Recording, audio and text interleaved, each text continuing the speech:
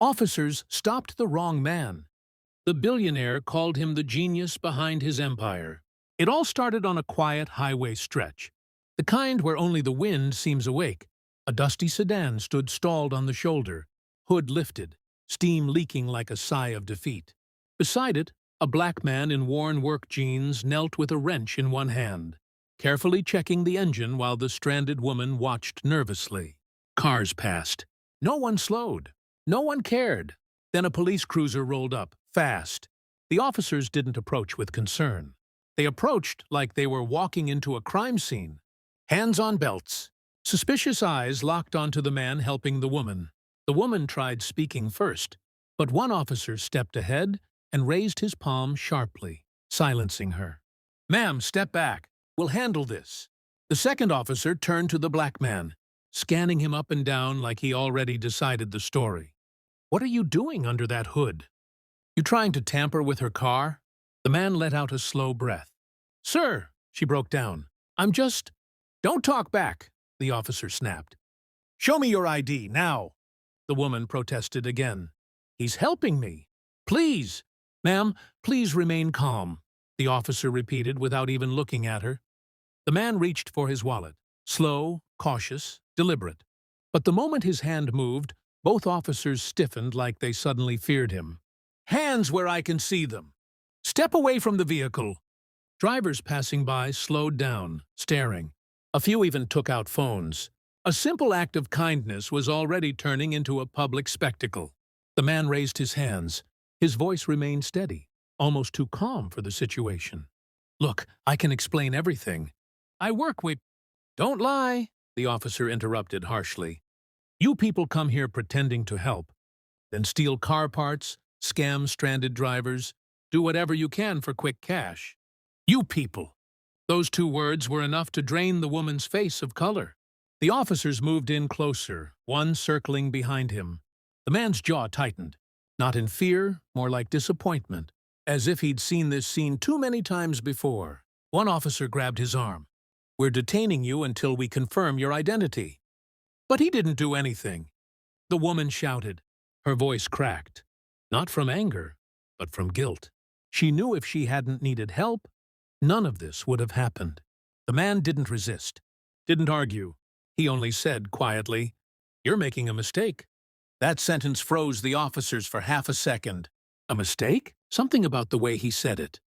Calm, confident, almost knowing, unsettled them. The officer scoffed. "Oh yeah? And who exactly are you supposed to be?" The man looked directly into his eyes.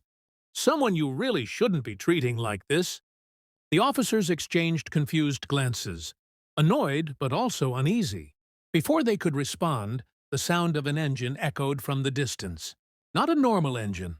A deep, powerful, unmistakably expensive roar. A car unlike anything sold on the market pulled onto the shoulder.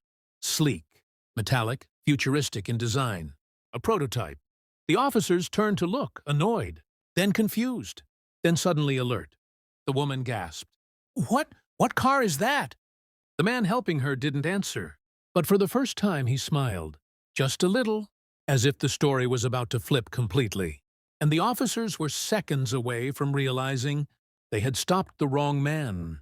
The futuristic prototype car slid to a stop, like a beast trained to obey only one master.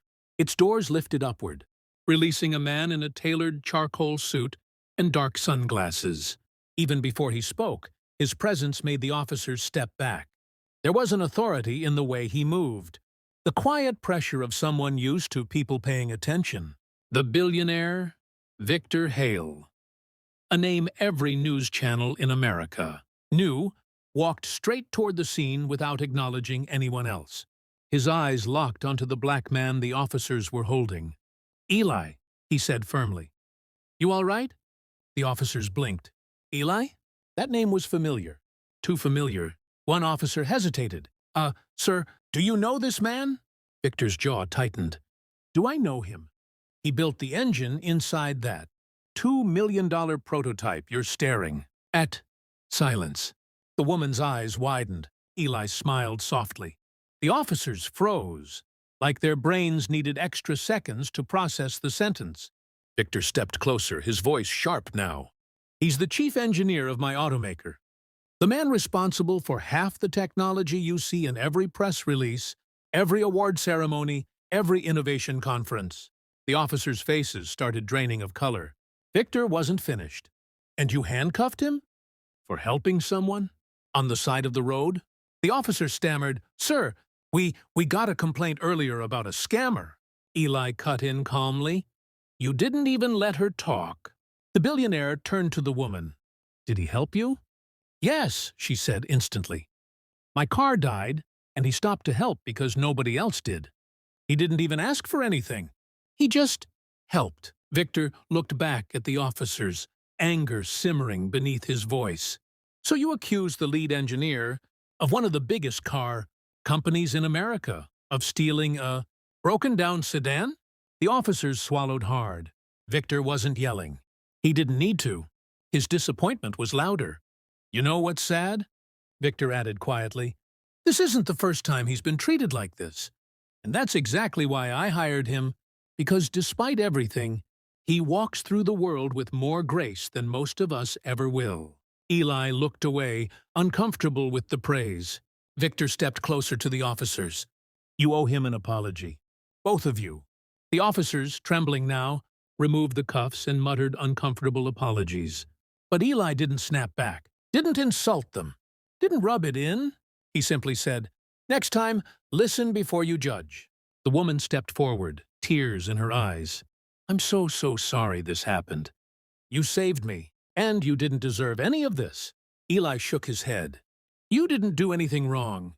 Victor gestured to his prototype. "Come on, I'll drop you wherever you need to go." Eli glanced at the woman's broken car. "Not yet. Let me finish what I started." The billionaire smiled proudly. "That's why you're the heart of this company." So Eli went back to the engine, not to prove anything, not to impress anyone, but simply because he had promised to help. As he tightened the last bolt, the engine hummed back to life. The woman cried again, this time out of relief and gratitude. Drivers passing by had stopped to watch the whole scene. Phones out, recording. But for once, they weren't capturing humiliation. They were capturing justice. The billionaire placed a hand on Eli's shoulder. "Let them film," he whispered. "Maybe today the world sees who the real genius is." And as Eli stepped back, wiping his hands, the officers stood there, silent, ashamed, and realizing they hadn't just stopped a random man. They had tried to arrest the mind behind a billion-dollar empire, and the world would soon know exactly what they had done.